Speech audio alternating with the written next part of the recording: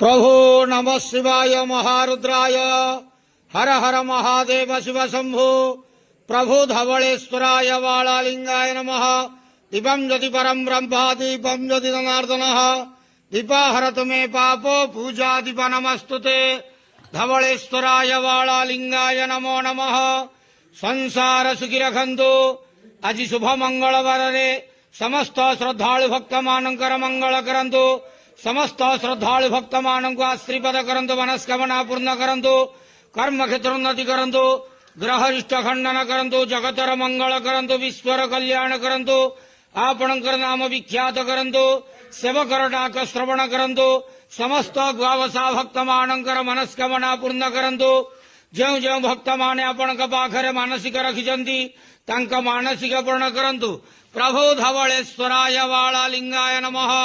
संसार सुखी रखंतु आनंदे के वार हरि बोलो। समस्त श्रद्धालु भक्त मानकर मंगल करंतु आनंदे के वार हरि बोलो। धवलेश्वराय वालालिंगाय नमो नमः।